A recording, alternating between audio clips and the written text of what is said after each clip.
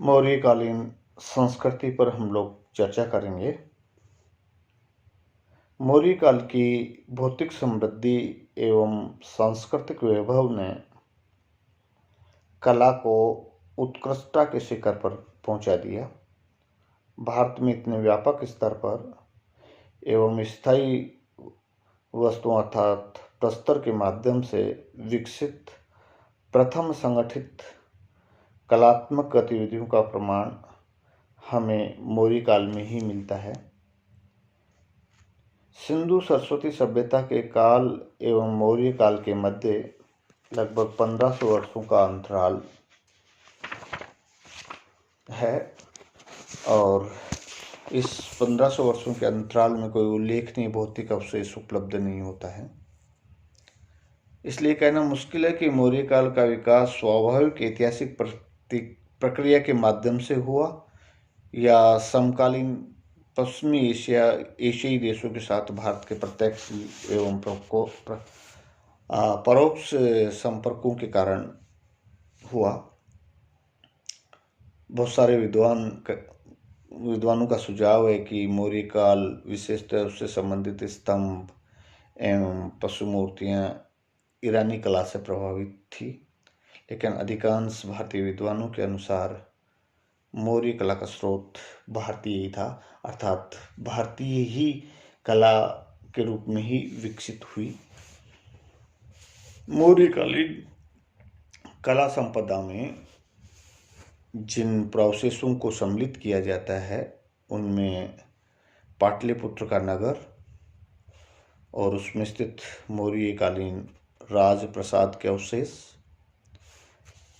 गया में बराबर व नागार्जुनी पहाड़ियों को काटकर बनाए गए चैत्य या गुहा आवास, तीसरा अभिलेख युक्त एवं अभिलेख विहीन अशोक स्तंभ और चौथा स्तंभों के शीर्ष पर उत्कीर्ण पशु मूर्तियाँ एवं स्तंभ शीर्ष के फलक पर पशुओं एवं वनस्पतिक अलंकरणों का उत्कीर्णन और पांचवा विभिन्न स्थलों से प्राप्त मौर्यकालीन प्रस्तर मूर्तियाँ एवं मृण मूर्तियाँ।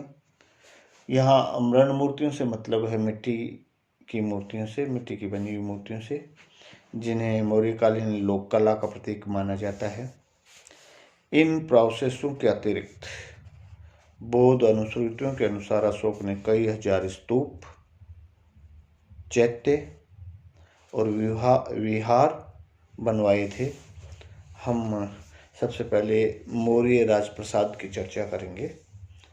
पाटलिपुत्र नगर की सुंदर योजना एवं वहाँ के भव्य राजप्रसाद का वर्णन मेगास्थनीज ने अपनी इंडिका में किया है। वर्तमान कुम्हरहार पटना से मौर्यकालीन विशाल राजप्रसाद के अवशेष भी प्राप्त हुए हैं।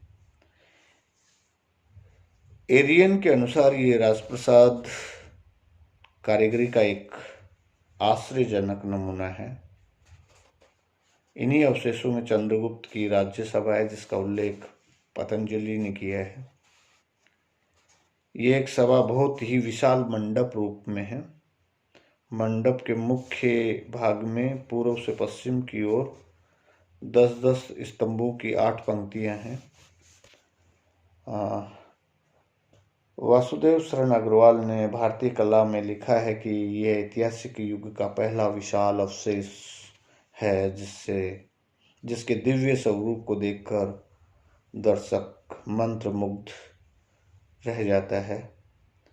उसके विराट स्वरूप की स्थायी छाप मन पर पड़े बिना नहीं रह सकती। एकात्मक स्तंभ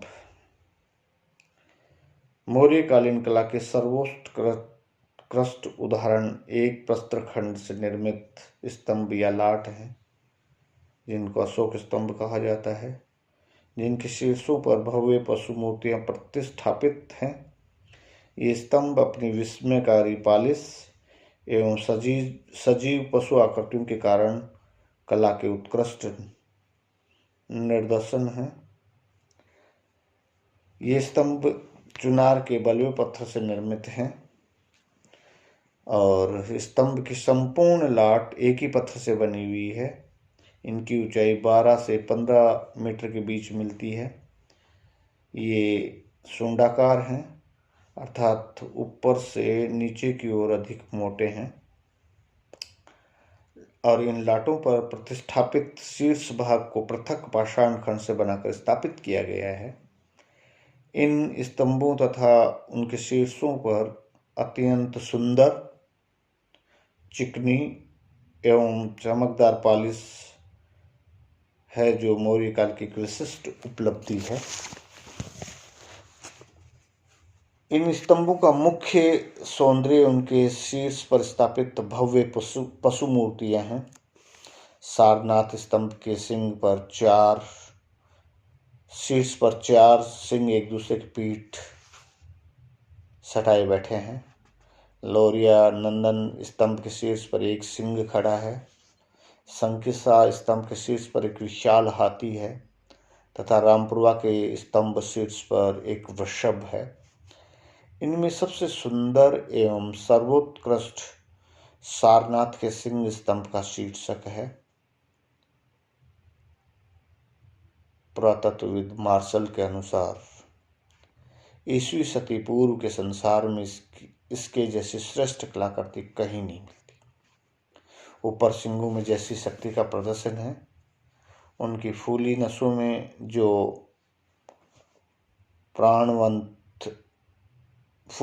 में जैसी प्राकृतिकता है, उनकी मांसपेशियों में जो तनाव है, उसके नीचे उकेरी आकृतियों में जो प्राणवंत वास्तविकता है, उसमें कहीं भी आरंभिक कला की छाया नहीं है। ये मार्शल का कहना है। गुहा स्थापत्य बिहार में गया के पास बराबर एवं नागार्जुनी पहाड़ियों में मौर्यकालीन 7 गुफाएं मिलती हैं, जो चट्टानों को काटकर बनाई गई हैं। बराबर पर्वत समूह से 4 गुफाएं मिली हैं, जिनको वर्तमान में कर्ण चौपड़ गुफा, सुदामा गुफा, लोमस ऋषि गुफा और विश्व झोंपड़ी गुफा कहा जाता है। ऐसे ही नागार्जुनी पहाड़ी में 3 गुफाएं मिली हैं। एक को गोपी गुफा, दूसरी वहिका गुफा, तीसरी वडथिका गुफा कहा गया है। इन गुफाओं की दीवारों एवं छतों पर की गई अत्यंत चमकदार पॉलिश मौर्य काल की विशिष्टता को परिलक्षित करती है। उदाहरण के लिए लोमस ऋषि गुफा के बारे में डॉक्टर वासुदेव शरण अग्रवाल कहते हैं, गुफा की दीवारें खूब चिकनी और चमकीली हैं। पाषाण शिल्प के ऊपर सूर्य रश्मियों जैसी चमकीली प्रभा है। इसका काम बहुत सच्चा और बारीक है। देखने से ज्ञात होता है मानो किसी ओढ़ी पहरी वधू के मुख पर घूंघट हो। प्रस्तर मूर्तियां पाटलिपुत्र, मथुरा, विदिशा तथा अन्य क्षेत्रों में मौर्य युग की अनेक प्रस्तर मूर्तियां उपलब्ध हुई हैं। इन पर मौर्य काल की विशिष्ट चमकदार पालिश मिलती है। इस आधार पर इन्हें मौर्य काल का माना जाता है। इन मूर्तियों में यक्ष यक्षिणियों की मूर्तियां सर्वाधिक सजीव और सुंदर हैं। इन्हें मौर्यकालीन लोक कला का प्रतीक माना जाता है। इनमें सबसे प्रसिद्ध दीदारगंज पटना से प्राप्त चामरग्रहणी यक्षी की मूर्ति है, जो 6 फीट 9 इंच ऊंची है। यक्षी का मुखमंडल अत्यंत सुंदर है। अंग प्रत्यंग में समुचित भराव है और उसकी मुद्रा दर्शनीय है। यह यक्षी प्रतिमा रूप की अभिव्यक्ति, आकृति की पूर्ण रेखा और कला की सूक्ष्मता का अद्भुत आदर्श प्रस्तुत करती है। मथुरा के परखंग गांव से प्राप्त यक्ष की मूर्ति भी बहुत विशाल है। 8 फीट 8 इंच ऊंची है एवं प्रसिद्ध है। इसके कटाव में सादगी है और अलंकरण कम से कम है। मृण मूर्तियां मौर्य युग की बहुत सी मृण मूर्तियाँ भी उपलब्ध हुई हैं। ये पटना, अहिछत्र, मथुरा, कौशाम्बी आदि के भग्नावशेषों से मिली है। ये जहाँ कला की दृष्टि से सुंदर हैं, वहाँ उस युग के परिधान, वेशभूषा तथा आभूषणों की जानकारी भी देती है। बुलंदीबाग पटना से प्राप्त एक नर्तकी की मूर्ति विशेष उल्लेखनीय है। हम देखते हैं साहित्य की अगर बात करें तो मौर्य काल में बहुत सारे साहित्यिक ग्रंथों की रचना हुई, लेकिन उनकी निश्चित तिथि ज्ञात न होने के कारण सभी की परिगणना करना संभव नहीं है। यहाँ पर इस काल का सबसे प्रसिद्ध ग्रंथ कौटिल्य का अर्थशास्त्र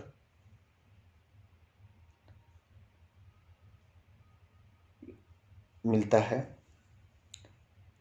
कुछ विद्वानों का मानना है कि रामायण और महाभारत के कुछ अंशों का परिवर्धन भी इसी युग में हुआ और ऐसा भी अनुमान लगाया जाता है कि कात्यायन ने पाणिनि की अष्टाध्यायी पर अपनी वार्तिक इसी समय लिखी। सुबंधु नामक ब्राह्मण विद्वान जो बिंदुसार का राज्य मंत्री था, उसने वासवदत्ता नाट्यधारा नामक नाटक की रचना की, ऐसा माना जाता है। बौद्ध साहित्य की दृष्टि से भी मौर्य काल महत्वपूर्ण है, क्योंकि इसी काल में तृतीय बौद्ध संगति हुई और इस संगति में त्रिपिटकों का संगठन तथा मोगलीपुत्र तिस्से द्वारा अभिधम पिटक की कथा वस्तु की रचना की गई। जैन साहित्य की दृष्टि से भी ये काल महत्वपूर्ण है। आचारांग सूत्र, समवायांग सूत्र, भगवती सूत्र, उपासक दशांग, प्रसन्न व्याकरण आदि जैन ग्रंथों के अधिकांश भाग भी इसी समय में लिखे गए।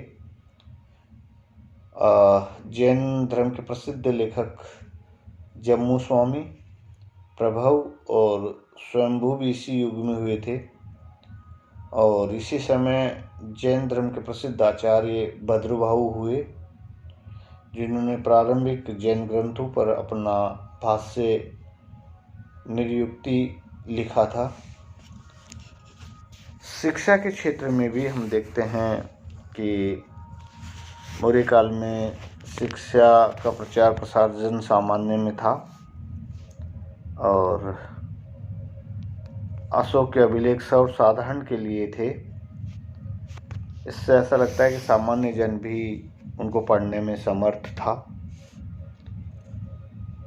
शिक्षा के लिए बहुत से शिक्षण संस्थान उस समय प्रचलन में थे और उस समय तक्षशिला उस शिक्षा का प्रसिद्ध केंद्र था। जातक ग्रंथों में हमें अनेक राजकुमारों को शिक्षा प्राप्त करने के लिए तक्षशिला जाते हुए पाते हैं। शिक्षा गुरुकुलों, मठों और विहारों में दी जाती थी।